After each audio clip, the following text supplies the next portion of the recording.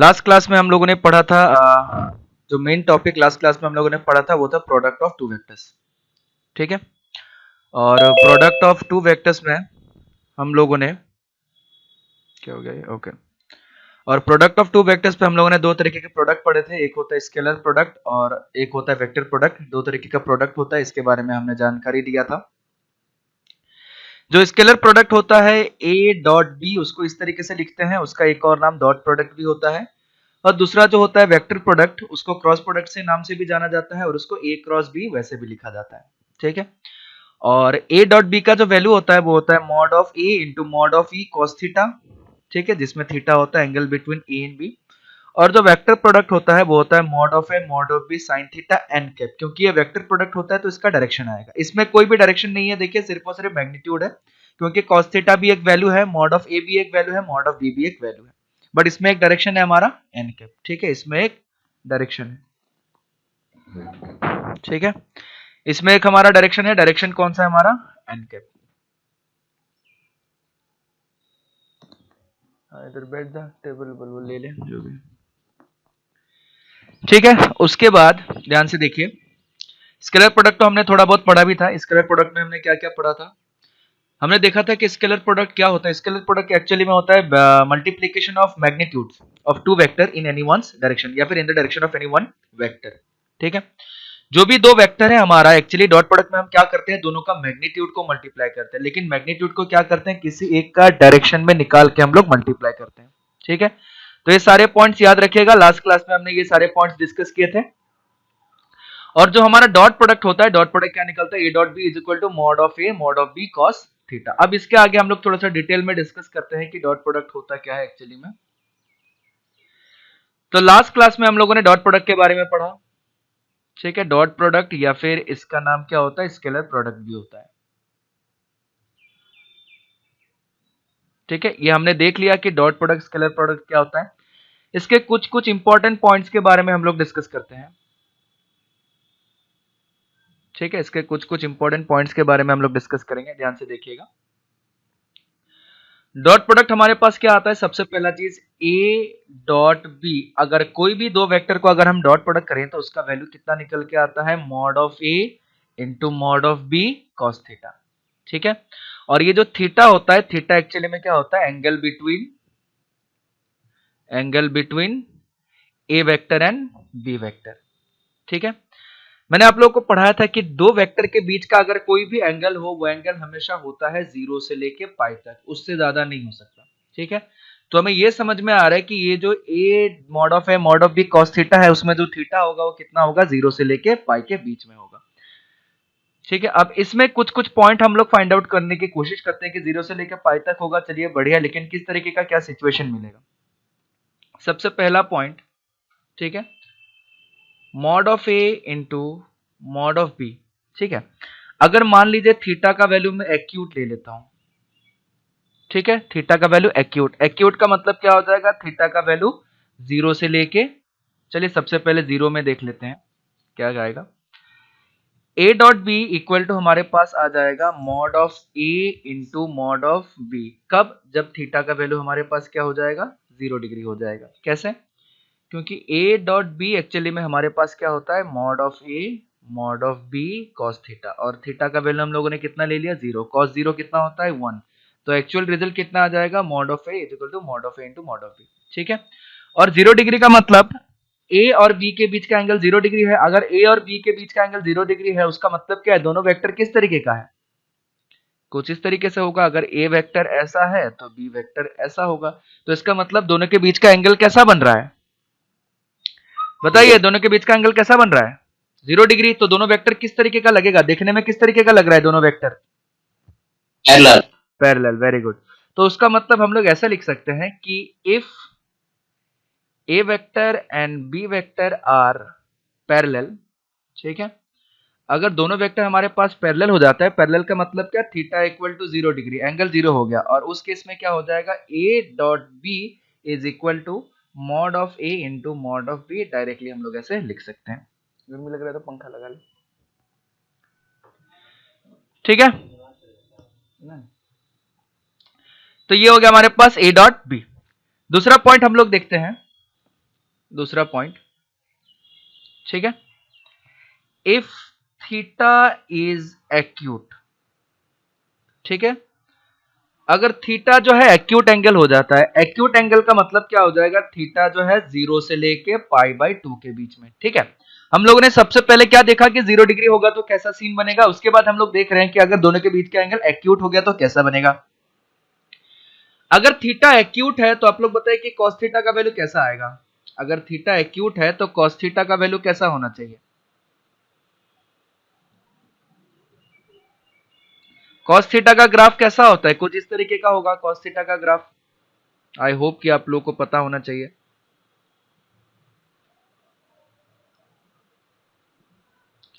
कुछ इस तरीके से बनेगा cos थीटा का ग्राफ, या फिर cos ऑफ x का ग्राफ, कुछ भी बोला जाए।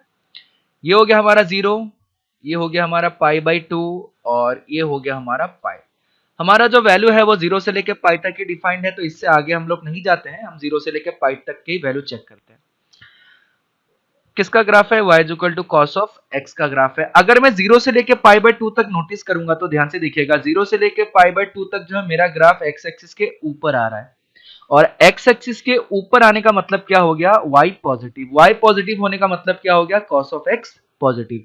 यानी कि जब भी एंगल एक्यूट होगा 0 से 90 के बीच में होगा तो cos थीटा मेरा कैसा होगा, ग्रेटर देन 0। ग्रेटर देन 0 मतलब क्या, पॉजिटिव। मैंने पहले ही बताया था, हम लोग बार बार ये नहीं बोलेंगे कि वैल्यू पॉजिटिव है या नेगेटिव है, हम सिंपली शो करेंगे अगर पॉजिटिव हुआ तो ग्रेटर देन 0, अगर नेगेटिव हुआ तो लेस देन 0।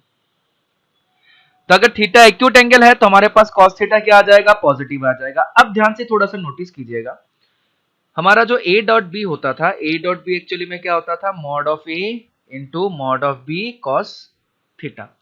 ये तो मैग्नीट्यूड है, ये हमेशा पॉजिटिव होता है, ये भी मैग्नीट्यूड है, ये भी हमेशा पॉजिटिव होता है। अगर हमारा cos थीटा भी पॉजिटिव हो जाए तो उससे हमें क्या पता चलेगा, हमारा जो a डॉट b का वैल्यू निकलेगा वो टोटली ग्रेटर देन क्या हो जाएगा, 0। ग्रेटर देन 0 का मतलब क्या, पॉजिटिव। मैं फिर से बता दे रहा हूँ, ठीक है। तो अगर हमारा थीटा एक्यूट एंगल हुआ तो हमारा जो डॉट प्रोडक्ट होगा वो क्या निकलेगा, पॉजिटिव वैल्यू निकलेगा, ठीक है। अगला पॉइंट पे आते हैं, अगला पॉइंट बहुत इंपॉर्टेंट है, पॉइंट नंबर 3। पॉइंट नंबर 3 हमारे पास कुछ इस तरीके से आता है, if theta is equal to π/2। π/2 मतलब 90 डिग्री, कंफ्यूज नहीं होना है। If theta is equal to π/2 तो उस केस में क्या होगा, उस केस में a vector and b vector are perpendicular to each other, ठीक है। ए वेक्टर और बी वेक्टर दोनों कैसा हो जा रहा है, एक दूसरे के परपेंडिकुलर हो जा रहा है। अगर दोनों वेक्टर एक दूसरे के परपेंडिकुलर हो जा रहा है तो एंगल कितना आएगा, थीटा π/2।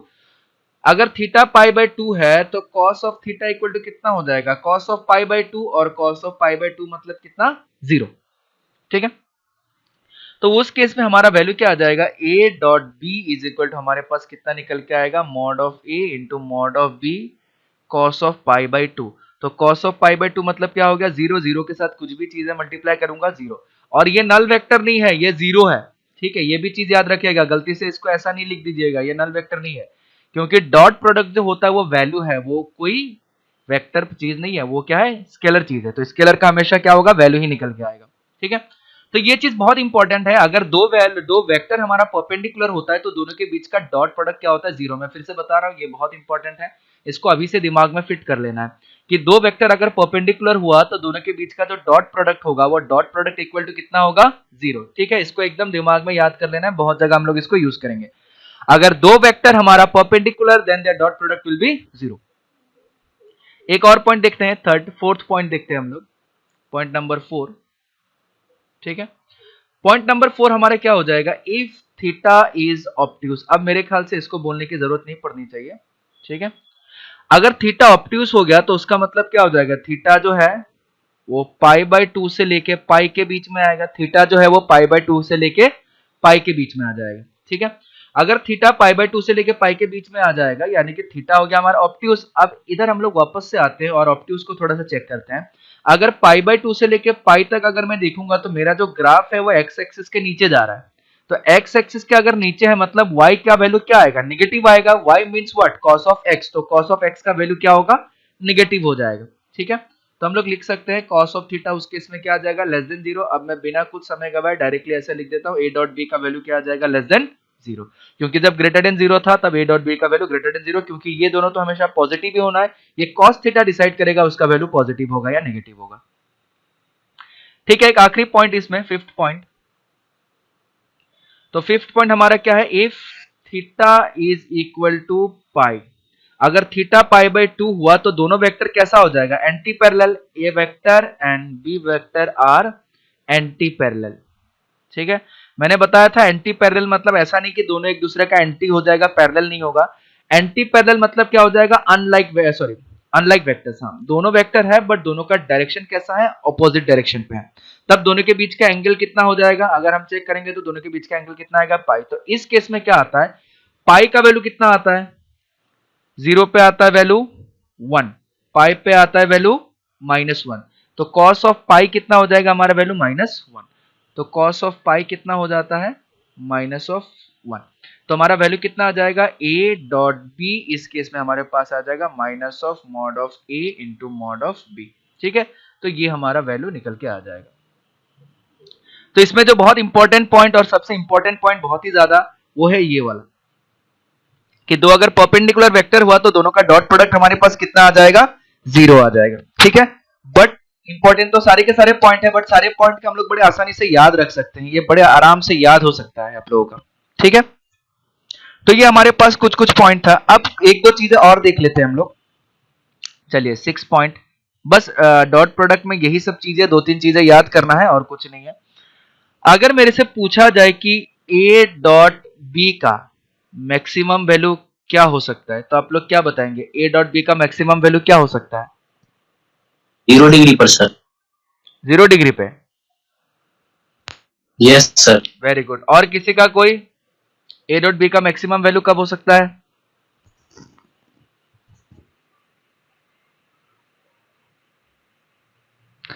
a डॉट b का मैक्सिमम वैल्यू कब हो सकता है, बताइए, लाची, आदित्य, सौरभ, रिया, शाश्वत, शशांक, निखिल, क्या होना चाहिए सर एक्यूट एंगल पे, एक्यूट एंगल पे। चलिए बहुत बढ़िया, देखते हैं हम लोग। ठीक है, 0 डिग्री पे, 0 डिग्री पे, बहुत बढ़िया। मिस्टर आदित्य, आपको कुछ बोलना है, सर 0 डिग्री पे। चलिए देखते हैं। तो a डॉट बी हम लोग का क्या निकल के आया था, mod of a mod of b cos theta. मौसम बड़ा खराब हो रहा है फिर से। ठीक है, ध्यान से देखिएगा एक चीज, अगर मैं कोई वेक्टर ले लेता हूं, ये ले लिया मैंने a वेक्टर, ये बड़ा ही सिंपल सा चीज है, ये ले लिया मैंने b वेक्टर। अगर मेरे को दो वेक्टर का डॉट प्रोडक्ट निकालने के लिए बोला जाए तो सबसे पहला चीज, दोनों का मैग्नीट्यूड में तो मैं कुछ चेंज नहीं कर सकता, वो तो बाय डिफॉल्ट क्वेश्चन में दिया हुआ रहेगा, हमें उतना ही मैग्नीट्यूड लेना पड़ेगा। ठीक है, अब जो भी वेरिएशन आएगा वो वेरिएशन किस में से आएगा, इस एंगल के वजह से आएगा कि दोनों के बीच का एंगल कितना है, एंगल ज्यादा है या एंगल कम है, यानी कि cos थीटा का, क्योंकि ये दोनों तो पॉजिटिव ही होगा।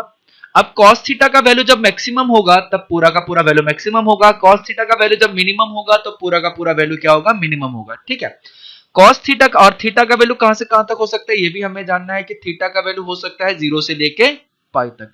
अब 0 से लेके पाई के बीच में cos थीटा का वैल्यू मैक्सिमम कब होगा, 0 में कि पाई में, या और कहीं पे,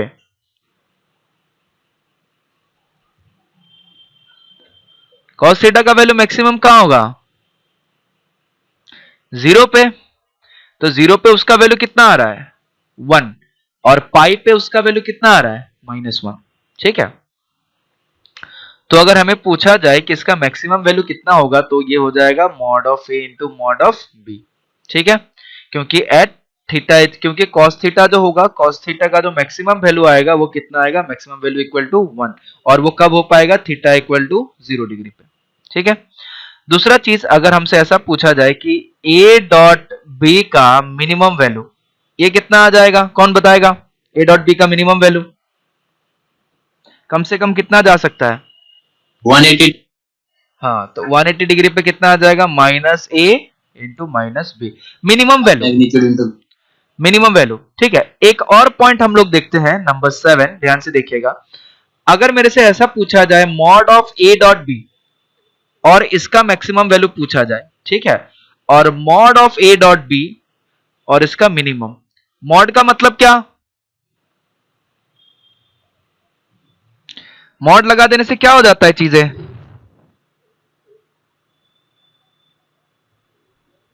अरे बोलिए भाई। सर पॉजिटिव हो जाएगा। पॉजिटिव हो जाएगा। तो बोला गया कि mod of A dot B का मैक्सिमम कितना आ सकता है?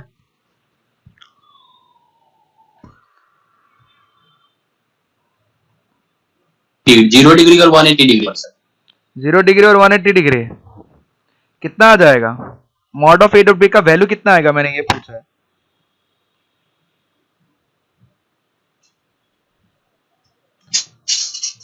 जल्दी बताइए, वैल्यू कितना आना चाहिए mod of A dot B का?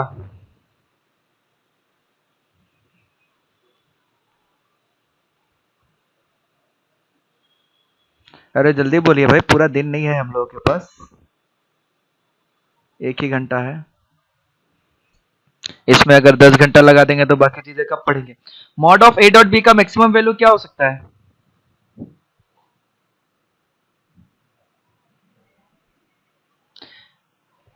ए भगवान, क्या हो गया? मौसम के वजह से नेट चला गया। देखिए, mod dot A dot B का मैक्सिमम वैल्यू क्या आ सकता है? ध्यान से देखिएगा, मैक्सिमम वैल्यू मतलब अगर मैं ए डॉट बी का मैक्स टू मैक्स वैल्यू देखूं तो कहां तक जा सकता है? ये mod of A into mod of B. तो यानी कि इसका भी, और ये वैल्यू क्या है? पॉजिटिव है। ये वैल्यू क्या हमारे पास? पॉजिटिव है। तो यानी कि अगर ये वैल्यू पॉजिटिव है तो हमारे पास मैक्सिमम वैल्यू कितना आ सकता है इसका? Mod of A mod of B. अगर मेरे से अब पूछा जाए कि इसका मिनिमम वैल्यू क्या हो सकता है, तो मैं तो ऐसे नहीं लिख सकता माइनस ए माइनस बी। क्यों नहीं लिख सकता? इसलिए नहीं लिख सकता क्योंकि ये मॉड के बारे में पूछा गया है। तो इसका मिनिमम वैल्यू कहां तक जा सकता है? पॉजिटिव में मिनिमम वैल्यू कहां तक जा सकता है? ये 0 तक जा सकता है। ठीक है, तो ये थे हमारे कुछ कुछ पॉइंट्स जिसको हमें याद रखना है। ठीक है, और ये सब पॉइंट्स मेरे ख्याल से बाय हार्ट करने की जरूरत नहीं है, थोड़ा सा आप लॉजिक लगाइएगा तो सारा पॉइंट्स आप लोगों को याद हो जाएगा। ठीक है, अगला कुछ पॉइंट्स हम लोग डिस्कस करते हैं, ध्यान से देखिएगा, और ये पॉइंट थोड़ा सा इंपॉर्टेंट है। इसको बोला जाता है algebra of dot product. Dot product का अलजेब्रा है अलजेब्रा ऑफ डॉट प्रोडक्ट। ठीक है, इसमें कुछ कुछ चीजें ध्यान रखना है। सबसे पहला चीज है जो होता है, ये कम्यूटेटिव लॉ फॉलो करता है। कम्यूटेटिव लॉ फॉलो करने का मतलब हो गया A dot B is equal to, हम लोग बी डॉट ए लिख सकते हैं और दोनों का वैल्यू सेम आएगा। ठीक है, इस प्रॉपर्टी को हम लोग क्या बोलते हैं? कम्यूटेटिव। ठीक है, दूसरा प्रॉपर्टी, दूसरा पॉइंट और अलजेब्रा में क्या यूज कर सकते हैं? अगर हम कहीं पे ए डॉट कोई भी constant k into B vector है तो उसको हम लोग लिख सकते हैं k को बाहर निकाल के a डॉट बी वेक्टर, ऐसा लिख सकते हैं। ठीक है, दूसरा चीज, एक और इंपॉर्टेंट पॉइंट है, उसको भी ध्यान से देखिएगा। अगर हमारे पास ऐसा कहीं पे सिचुएशन आ जाता है, अगर हमारे पास ऐसा कहीं पे सिचुएशन आ जाता है, ध्यान से देखिएगा, अगर हमारे पास ऐसा कहीं पे सिचुएशन आ जाता है कि a vector dot B vector plus C vector, ठीक है, तो इसको हम लोग ऐसा लिख सकते हैं a vector dot B vector plus a vector dot C vector, जिसको हम लोग बोलते थे डिस्ट्रीब्यूटिव लॉ। ठीक है, डिस्ट्रीब्यूटिव प्रॉपर्टी, जिसका नाम होता था डिस्ट्रीब्यूटिव प्रॉपर्टी। तो ये आप लोग को याद रखना है, ये सारे के सारे चीजें कि a डॉट बी और b डॉट ए सेम चीजें होता है। कोई कांस्टेंट किसी के साथ मल्टीप्लाई कर रहा है तो कांस्टेंट को बाहर निकाल कर डायरेक्टली मल्टीप्लाई कर सकते हैं, और अगर एक वेक्टर इस तरीके से मल्टीप्लाई हो रहा है तो हम लोग डिस्ट्रीब्यूटिव लॉ का इस्तेमाल कर सकते हैं। फोर्थ प्रॉपर्टी थोड़ा सा इंपॉर्टेंट है। अगर हमारे पास ऐसे लिख दिया जाए कि a dot B is equal to a dot C, ठीक है, ये बहुत इंपॉर्टेंट है, इसको हम लोग प्रूफ भी करेंगे आगे जाके। अगर a dot B is equal to a dot c है, it does not directly implies that b vector is equal to c vector। इसका बोलने का मतलब क्या है? implies का मतलब क्या होता है कि डायरेक्टली हम लोग इस चीज को वैसा मान सकते हैं। ठीक है, ध्यान से देखिएगा, अगर कहीं पे a dot B equal to दिया हुआ है और a dot C equal to दिया हुआ है, तो कुछ जनता क्या करेगी, चलो ए कट गया, इधर पे हमारे पास आ गया बी इक्वल टू सी। ठीक है, तो इस तरीके की हरकतें नहीं करना है, कभी भी नहीं करना है, क्योंकि कुछ चीजों का ध्यान रखना है कि ये हम करते हैं सिर्फ और सिर्फ नंबर्स के साथ। ठीक है, अगर हमारे पास कोई लिखा हुआ है 5x और इधर लिखा हुआ है xy, तो इस x को हम लोग काट सकते हैं जब x नॉट इक्वल टू 0 हो। ठीक है, तो ये किस केस में आ सकता है, ये नंबर के केस में आ सकता है, बट ये नंबर नहीं, ये वेक्टर है, वेक्टर में कुछ मैग्नीट्यूड होगा, डायरेक्शन होगा, तो किसी भी चीज को हर एक चीज के साथ कंपैरिजन नहीं कीजिएगा। हमें यहाँ पे कोई शौक नहीं चढ़ा है ये चीज बताने का कि ये ऐसा होता है। ठीक है, अगर ये नंबर होता तो बाय डिफॉल्ट बचपन से हम लोग बहुत जन्म से पढ़ रहे हैं कि x into A plus B अगर होगा तो उसको x a plus X B ऐसा लिख सकते हैं, बट इसमें स्पेशली बताया गया कि इसको ऐसा हम लोग, ये प्रॉपर्टी प्रूफ्ड है। ठीक है, तो इसीलिए बताया गया क्योंकि ये नंबर नहीं है, ये वेक्टर है, तो इसको अगर आप नंबर की तरह इस्तेमाल करने की कोशिश कीजिएगा तो चीजें सारा का सारा गलत हो जाएगा। ठीक है, तो इसीलिए इस तरीके के बेवकूफों वाले हरकतें भी नहीं कीजिएगा। ठीक है, कि ऐसे ऐसे काट दिया, क्योंकि ये वेक्टर है, नंबर नहीं है। तो सबसे पहले किसी भी चीज को पढ़िएगा तो उसके कंसेप्ट को समझने की कोशिश कीजिएगा कि हम जो चीजें करते थे वो किसके लिए था, और अभी जो चीजें पढ़ रहे हैं वो कोई अलग चीज है क्या। ठीक है, अब ये कैसे हो सकता है, ध्यान से देखिएगा, ऐसा नहीं है कि ये नहीं होगा, ये होगा, बट डायरेक्टली हम लोग ये नहीं लिख सकते हैं अगर ये चीजें हमें दिया जाए। अब क्या क्या कंडीशन हो सकता है, ध्यान से देखिएगा। अगर a dot B is equal to a dot C ऐसा दिया हुआ है, तो उसको हम लोग ऐसे लिख सकते हैं a dot B minus a dot C is equal to null vector. ये जीरो के बराबर नहीं होता, ये नल वेक्टर बराबर होता है क्योंकि ये नंबर नहीं है। अब ये चीज है, डिस्ट्रीब्यूटिव लॉ फॉलो होता था, तो हम लोग इसको ऐसे लिख सकते हैं कि a dot b minus C is equal to 0। अब थोड़ा सा नोटिस कीजिएगा ध्यान से, दो वेक्टर हमारे पास मल्टीप्लाई हो रहा है, एक वेक्टर हो रहा है a, दूसरा वेक्टर हो रहा है b vector minus c vector. दो वेक्टर जो है वो आपस में मल्टीप्लाई कर रहा है। अब दो वेक्टर आपस में मल्टीप्लाई कर रहा है और आंसर आ रहा है नल वेक्टर, तो क्या क्या कंडीशन हो सकता है। पहला केस हो सकता है कि a वेक्टर जो है वो नल वेक्टर हो जाए, क्योंकि नल वेक्टर के साथ कोई भी मल्टीप्लाई करेगा तो आंसर क्या आएगा, नल वेक्टर ही आएगा। केस टू ऐसा हो जाए कि B vector minus C vector equal to null vector हो जाए। अगर ये दोनों वेक्टर नल हो गया तो नल वेक्टर के साथ कोई भी मल्टीप्लाई करेगा, फाइनल रिजल्ट नल वेक्टर। तो इस केस में हम लोग बोल सकते हैं कि B vector is equal to C vector. But एक और केस हो सकता है थर्ड, क्या कोई बता पाएगा तीसरा केस क्या हो सकता है। बहुत ही लेटेस्ट केस है, अभी हाल ही में हम लोग पढ़े थे।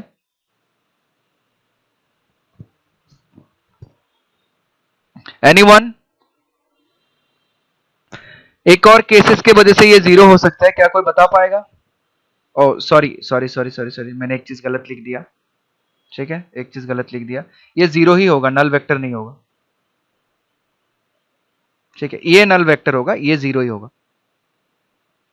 ठीक है, जीरो क्यों होगा, क्योंकि डॉट प्रोडक्ट जो होता है वो स्केलर निकल के आता है, डॉट प्रोडक्ट कभी भी सेम वैल्यू नहीं निकल के आता है। ठीक है, तो इस चीज को, करेक्शन को ठीक कर लेना। चलिए, तीसरा केस क्या हो सकता है।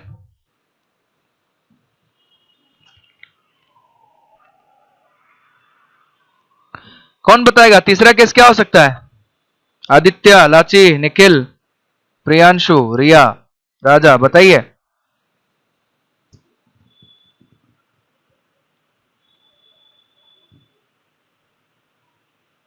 बोलिए। आवाज क्लियर नहीं जा रहा है क्या आप लोगों तक।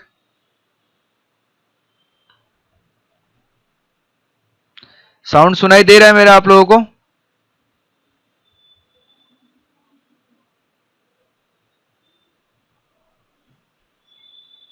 Yes sir. हाँ, चलिए बताइए। थर्ड केस क्या हो सकता है, अगर दो वेक्टर का डॉट प्रोडक्ट इक्वल टू 0 हो जाए तो थर्ड केस क्या हो सकता है।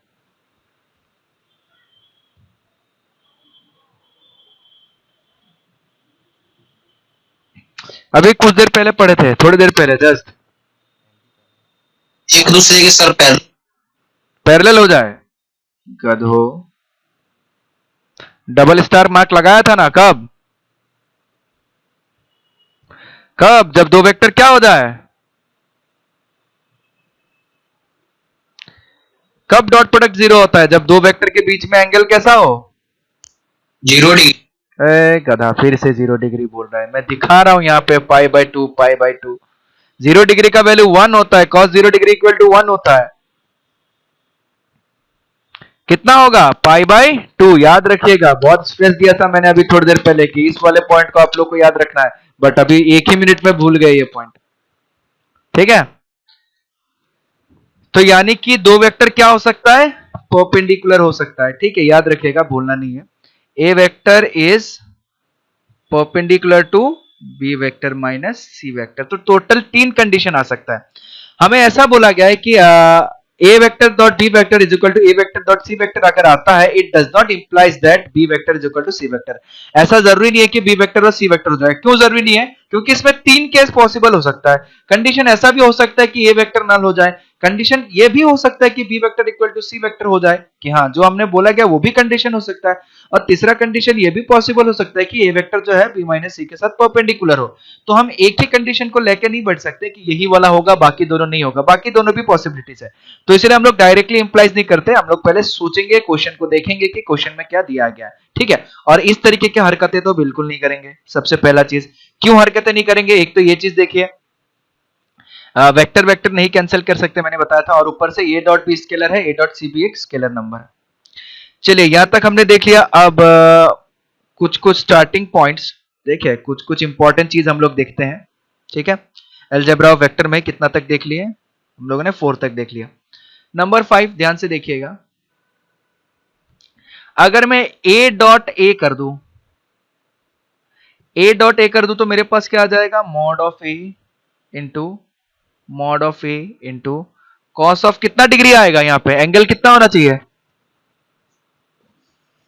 अगर ए डॉट ए करूंगा तो? 0 होना चाहिए। बहुत बढ़िया।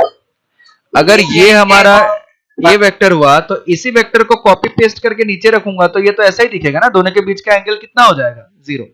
ठीक है, तो दोनों के बीच का एंगल कितना हो जाएगा? 0 डिग्री। 0 डिग्री का मतलब 1। तो ए डॉट ए जो है, ए डॉट ए को लिखने का बहुत तरीका होता है, ध्यान से देखिएगा। बहुत बार ए डॉट ए को ऐसे भी लिखा जाता है, मॉड ऑफ ए का, सॉरी ए का स्क्वायर, और इसका वैल्यू कितना आ जाएगा? मॉड ऑफ ए का स्क्वायर। ठीक है, इसको ऐसे भी लिखा जाता है, इसको ऐसे भी लिखा जाता है, तो बहुत बार कंफ्यूजन नहीं होइएगा। ऐसे लिखा गया मतलब दोनों वेक्टर को एक साथ मल्टीप्लाई किया गया, दोनों वेक्टर को एक दूसरे के साथ डॉट प्रोडक्ट किया गया है। ठीक है, या फिर बहुत बार इसको ऐसे भी लिख देता है, सिंपली ए स्क्वायर। ठीक है, तो ये हो गया कि दो वेक्टर को अगर हम साथ में मल्टीप्लाई करेंगे तो इस तरीके से आ सकता है। ठीक है, अब इंपॉर्टेंट चीज एक और, ये तो समझ में आ गया कि ए डॉट ऐसा हो रहा है।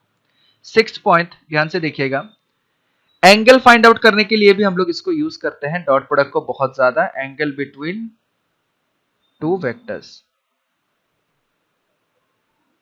ठीक है, दो वेक्टर के बीच का एंगल को कैसे फाइंड आउट करेंगे?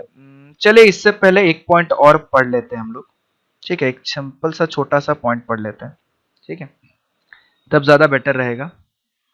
6th पॉइंट, चलिए ये a dot a equal to ये आ गया। आप मेरे को बताइए कि i cap dot i cap equal to कितना आएगा?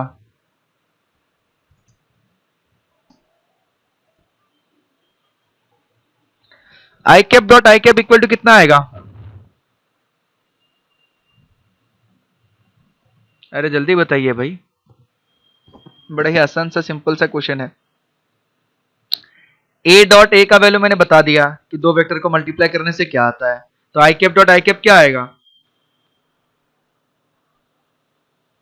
सर 0। हे भगवान, 0 कैसे आ जाएगा? चलिए mod of I cap into mod of I cap, ये आ जाएगा। ठीक है, mod of I cap, mod of I cap, mod of I cap का वैल्यू कितना होता है?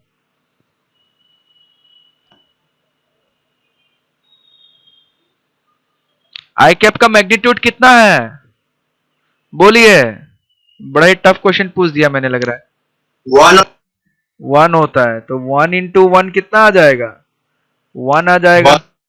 तो यानी कि i cap dot i cap 1 है, ये क्या जे कैप डॉट जे कैप का भी यही वैल्यू आएगा, और के कैप डॉट के कैप का भी यही वैल्यू आएगा। ठीक है, तो इतना हम लोग ने देख लिया कि i cap dot i cap या जे कैप डॉट जे कैप या के कैप डॉट के कैप का वैल्यू कितना? 1। चलिए बहुत बढ़िया, ये बढ़िया होगा।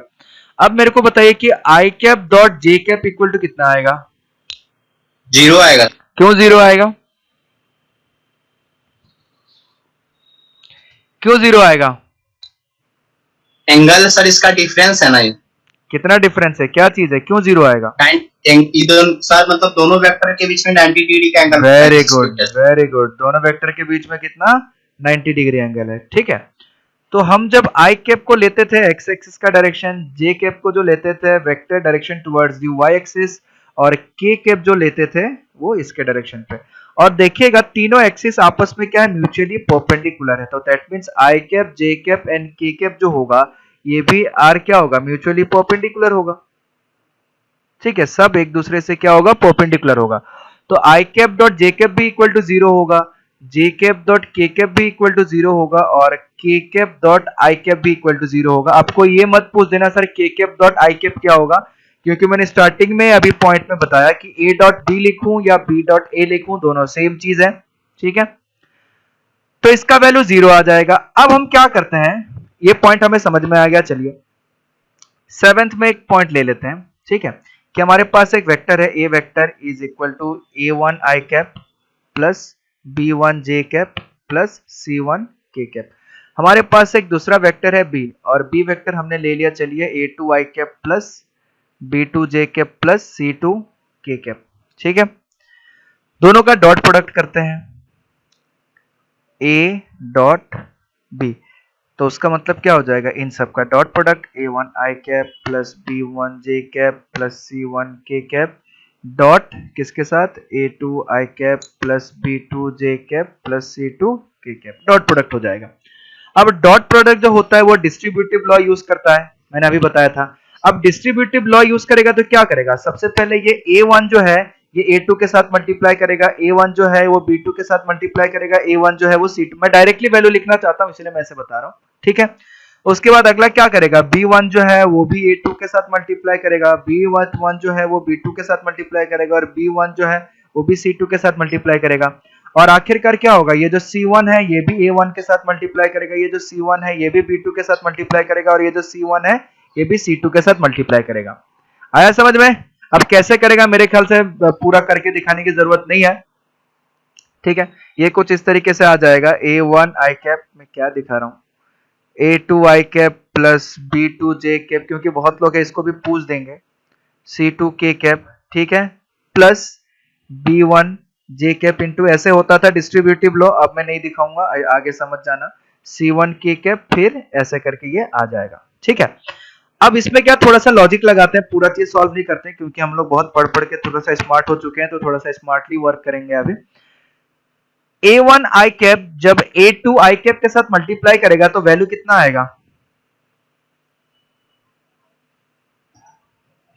1 आएगा sir, a1 into a2, a1 into a2 आएगा। क्यों, क्योंकि ये आएगा a1 into a2 I cap dot i cap. मैंने अभी बताया था कि कोई अगर मैग्नीट्यूड आ रहा है तो उस मैग्नीट्यूड को हम बाहर निकाल सकते हैं और जो दो वेक्टर है उसको आपस में मल्टीप्लाई कर सकते हैं। ठीक है, तो जो मैग्नीट्यूड आ रहा था उसको बाहर मल्टीप्लाई कर दिया, और आई कैप डॉट आई कैप, और हमें पता है कि i cap dot i cap का वैल्यू कितना है, 1, तो उसका वैल्यू आ जाएगा a1 a2। ठीक है, दूसरा देखिए, अब a1 जब b2 जे कैप से मल्टीप्लाई करेगा तब क्या होगा, a1 आई कैप जब b2 जे कैप से मल्टीप्लाई करेगा तब क्या होगा,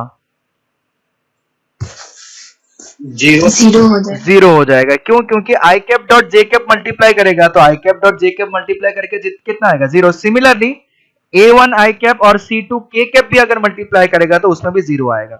तो अल्टीमेटली अगर मैं देखूंगा तो b1 जब मल्टीप्लाई करेगा आई कैप से 0 आ जाएगा, ये जे कैप जब जे कैप से मल्टीप्लाई करेगा तब क्या आएगा हमारे पास, b1 b2 आएगा। सिमिलरली हमारे पास आ जाएगा c1 c2। तो हमें ये समझ में आ रहा है कि a cap dot a vector dot b vector जो है उसका वैल्यू हमारे पास कितना निकल के आ रहा है, उसका वैल्यू हमारे पास निकल के आ रहा है a1 a2 plus b1 b2 plus c1 c2। ध्यान से देखिएगा, हमारे पास एक वेक्टर था a1 i cap a2 J cap, a1 i cap b1 j cap और c1 के कैप। हमारे पास एक दूसरा वेक्टर था b a2 आई कैप b2 जे कैप और c2 के कैप। जब डॉट प्रोडक्ट किया तो हमारे पास क्या आया, सिंपली आई कैप का कोफिशिएंट को मल्टीप्लाई कर देना है a1 a2 प्लस जे कैप का कोफिशिएंट को मल्टीप्लाई कर देना है b1 b2 प्लस के कैप का कोफिशिएंट को मल्टीप्लाई कर देना है c1 c2। हमारा ये वैल्यू निकल के आ गया। तो ये थोड़ा सा इंपॉर्टेंट है, याद रखना है।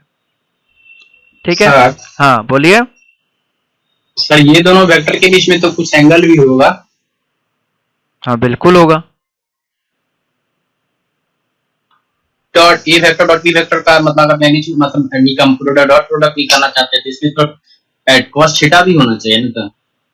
तो बिल्कुल होना चाहिए। तो cos थीटा के लिए, जब तुम cos थीटा, ध्यान से समझो बाबू चीजों को, a vector is equal to component form में दिया हुआ है, ठीक है। तो कंपोनेंट फॉर्म में इसका हमने आंसर निकाला।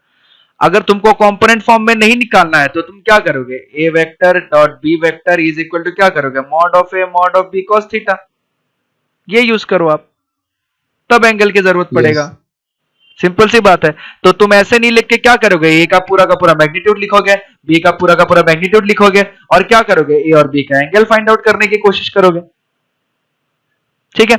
हमने कंपोनेंट फॉर्म में इसको देखा, हमने कोई गलत चीज देखा क्या, ये जो एंगल है ये एंगल सारा का सारा यहीं पे यूज हो जा रहा है, ध्यान से देखिए, ये सारा का सारा एंगल यहीं पे यूज हो जा रहा है। आई कैप डॉट आई कैप में हमने एंगल यूज करके निकाला कि नहीं, इसका वैल्यू 1। आई कैप डॉट जे कैप में हमने एंगल यूज करके निकाला कि नहीं, इसका वैल्यू 1, ठीक है।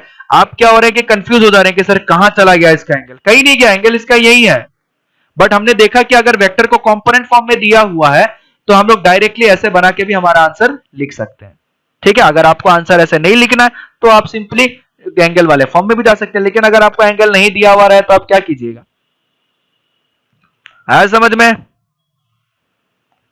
ठीक है। एंगल यूज होता है बट इसमें एंगल की क्या जरूरत है, जब बिना एंगल का आंसर निकल जा रहा है तो हमें एंगल की कोई जरूरत नहीं है, ठीक है।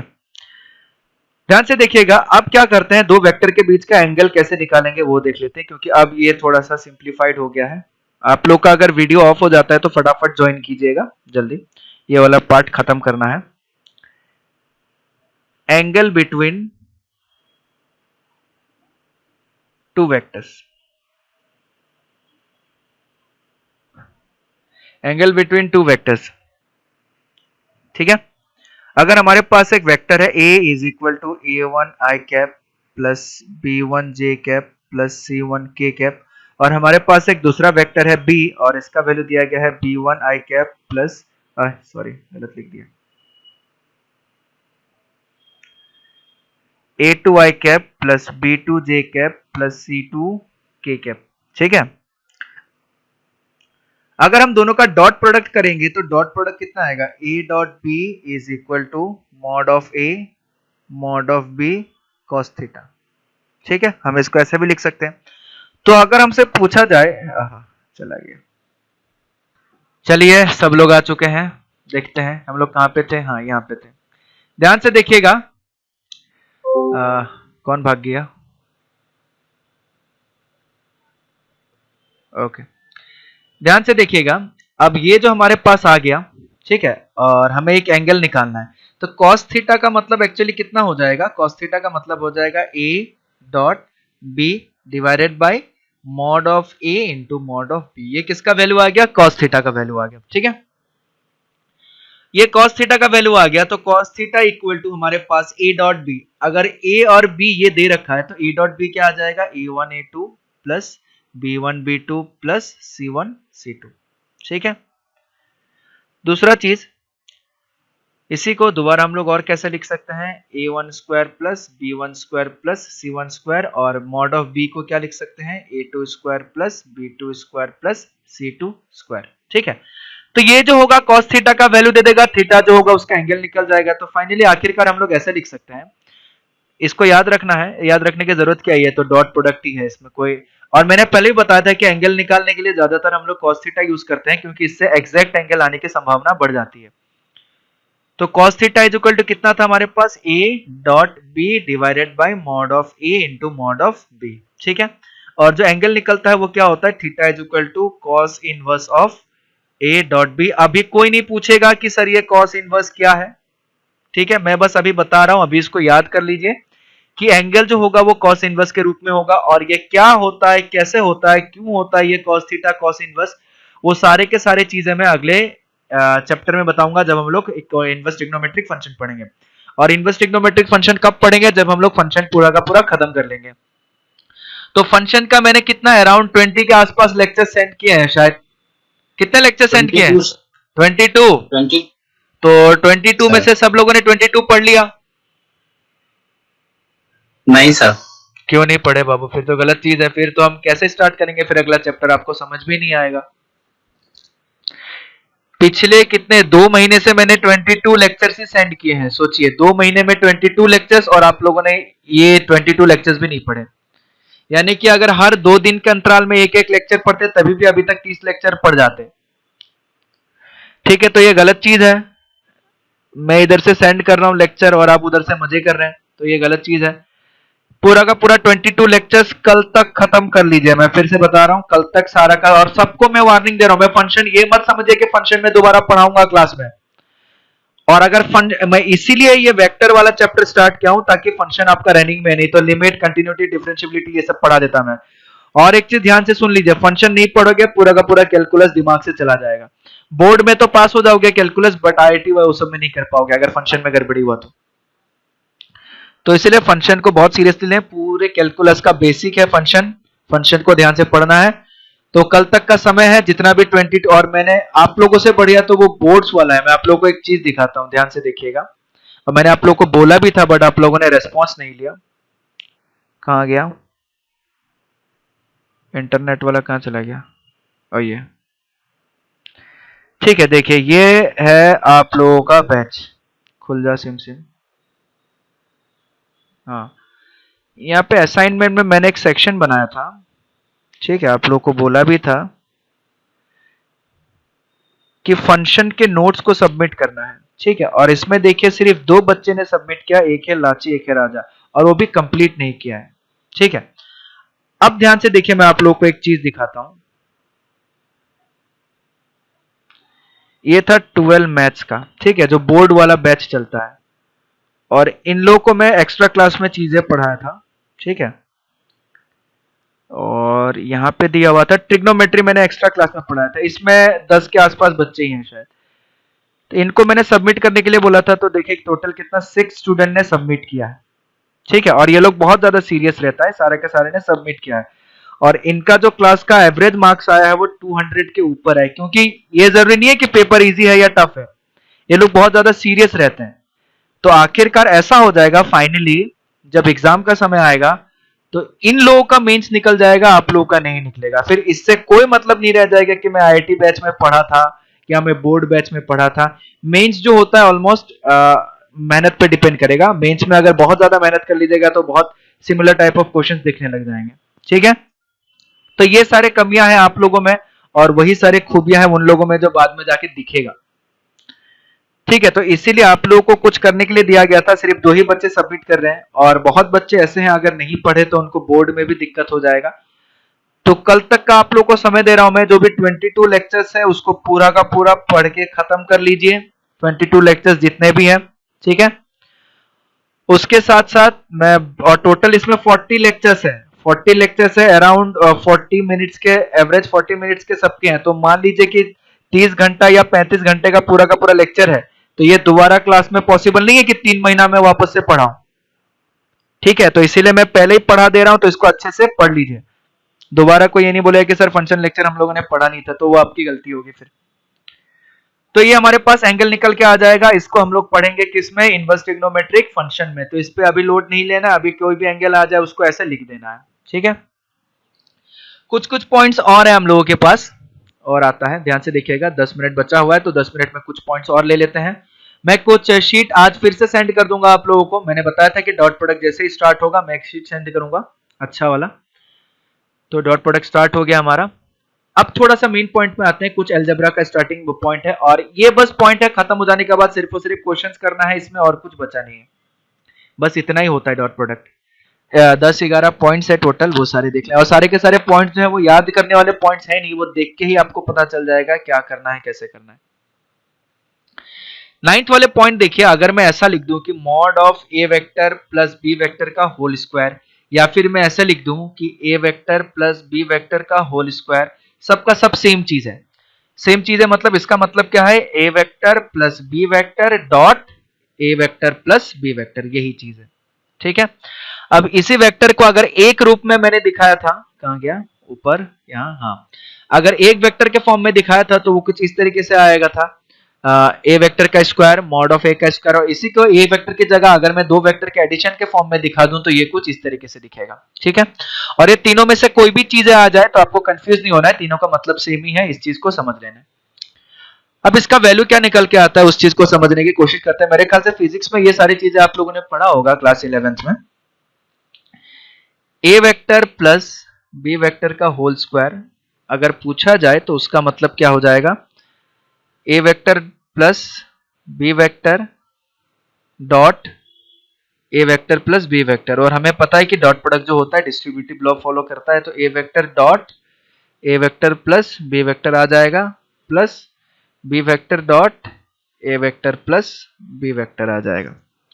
तो ये हमारे पास आ जाएगा a vector dot A vector plus a vector dot B vector plus B vector dot A vector plus B vector dot B vector, ठीक है। ए वेक्टर डॉट ए वेक्टर जो है ये हो जाएगा मॉड ऑफ ए का whole square plus A dot B, और B dot A का मतलब भी ए डॉट बी होता है, मैंने पहले भी बताया था, और इसका वैल्यू हो जाएगा मॉड ऑफ बी का होल स्क्वायर। तो इसको हम लोग लिख सकते हैं मॉड ऑफ ए का whole square plus mod of B का होल स्क्वायर प्लस 2 इंटू ए डॉट बी। इसको थोड़ा सा ध्यान से याद रखिएगा, बहुत लोग इस पे कंफ्यूजन हो जाते हैं और इसको गलती कर देते हैं। इसका अगर वैल्यू कहीं पे हमको लिखना है तो इसका वैल्यू आता है mod of A square mod of B square plus 2 A dot B है वो, ठीक है। ए डॉट बी है मतलब वो एक्चुअली में जो ये वैल्यू आ रहा है अगर हम यहां तक लिख दें तो भी सही है, ठीक है। या फिर इसको थोड़ा सा आगे बढ़ाए तो हम इसको ऐसे भी लिख सकते हैं mod of A mod of B का whole square is equal to mod of ए का whole square mod of B का होल स्क्वायर प्लस 2 ए डॉट बी का मतलब कितना हो गया mod of A mod of B cos theta, ठीक है।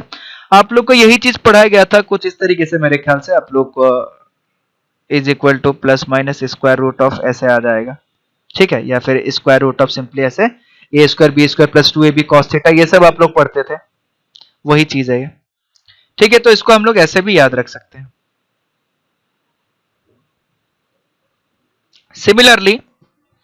सिमिलरली अगर हमारे पास ए वेक्टर माइनस बी वेक्टर का होल स्क्वायर हो जाए, ठीक है, ये अगला पॉइंट ले लेते हैं, इसी में ए नंबर से इसको ले लेते हैं, बी नंबर से इसको ले लेते हैं। A vector minus B vector का मतलब क्या हो जाएगा, a vector minus B vector dot A vector minus B vector. तो ये हमारे पास कितना आ जाएगा, a vector minus B vector minus B vector into a vector minus B vector, ऐसा आ जाएगा। तो ये हो जाएगा, मैं डायरेक्टली लिख देता हूँ ए स्क्वायर, ये minus A B minus B है तो ये हो जाएगा प्लस बी वेक्टर का होल स्क्वायर माइनस 2 ए डॉट बी, फिर से क्या है ए डॉट बी है, इस चीज को ध्यान रखना है, इसी में गड़बड़ी होता है सबका, ए डॉट बी है ये, ठीक है। तो इसको हम लोग क्या लिख सकते हैं, ए बी का whole square is equal to mod of A square plus mod of B square minus 2 mod of A mod of B cos of theta, ठीक है। तो ये जो है हमारा नॉर्मल आइडेंटिटी जैसा ही है। उसके बाद एक और आइडेंटिटी फॉर्म में देख लेते हैं कि अगर कहीं पे ऐसा दिया हुआ है ए vector plus B vector dot ए वेक्टर माइनस बी वेक्टर, इसका वैल्यू कितना आएगा ये देख लेते हैं। तो ये आ जाएगा a vector dot A vector minus B vector plus B vector dot A vector minus B vector, ठीक है, डॉट प्रोडक्ट है सारा। ये आ जाएगा मॉड ऑफ ए का square minus A dot B plus B dot A minus mod of B का square, दोनों सेम वेक्टर प्लस माइनस हो रहा है तो ये नल वेक्टर आ जाएगा, तो फाइनल रिजल्ट हमारे पास निकलेगा मॉड ऑफ ए का स्क्वायर मॉड ऑफ बी का स्क्वायर, ठीक है। तो ये भी हमारे पास आ गया, ये भी सेम टाइप का फॉर्मूला है जो हम लोग नॉर्मल अलजेब्रिक आइडेंटिटी में पढ़ते थे, ठीक है। तो ये सारे के सारे कुछ कुछ पॉइंट्स है, ये सारे के सारे पॉइंट्स अपने को याद रखना है और हमारा काम फिर खत्म है, ठीक है। ये 3-4 फॉर्मूला है, 3-4 फॉर्मूला हमको याद रखना है, ठीक है। उसके बाद एक फॉर्मूला हम लोग और देख लेते हैं इसी में,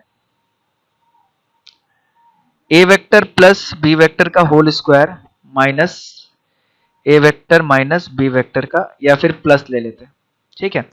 a vector plus B vector का whole square plus a vector minus B vector का होल स्क्वायर, इसका वैल्यू हमारे पास कितना आ जाएगा, इसको मैं डायरेक्टली लिख देता हूं, तो minus 2ab cos theta plus 2ab cos theta cut जाएगा, ये हमारे पास डायरेक्टली निकल के आ जाएगा ट्वाइस ऑफ मॉड ऑफ ए का square plus mod of B का स्क्वायर, ठीक है, समझ में आ गया सबको ये कैसे हो गया डायरेक्टली?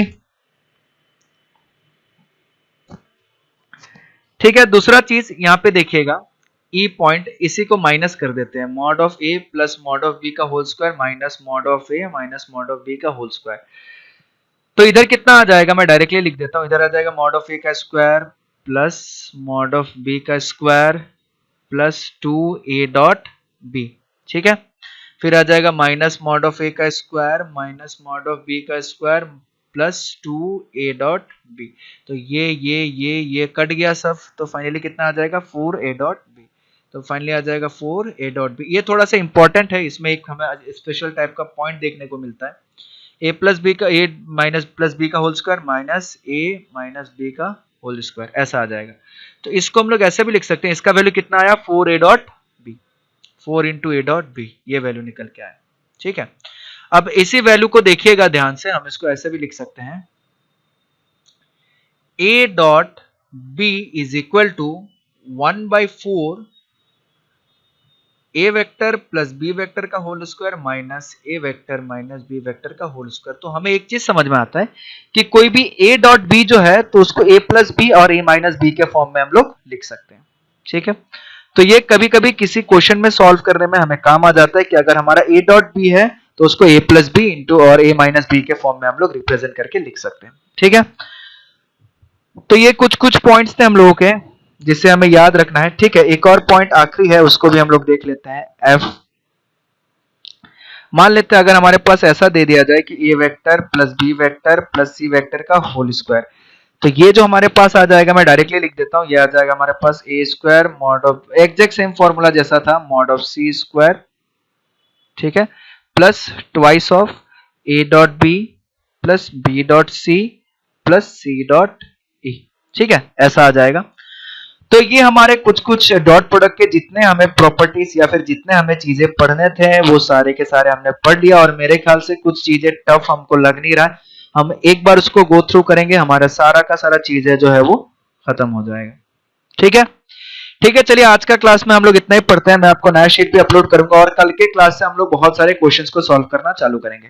ठीक है, नोट्स अच्छे से बना लीजिएगा, अच्छे से लिख लीजिएगा, और फिर से आप लोगों से रिक्वेस्ट किया जा रहा है कि जो फंक्शन वाले लेक्चर्स हैं उसको अच्छे से कंप्लीट कर लीजिएगा। तो आज मैं कुछ भी लेक्चर नहीं सेंड करूंगा फंक्शन का, वो 22 लेक्चर्स जो है उसको कंप्लीट कर लीजिएगा। 2-2.5 महीना हो गया आज तक आप लोग का 22 लेक्चर्स कंप्लीट नहीं हुआ। चलिए, थैंक यू। सर हाँ बोलिए। सर हम लोग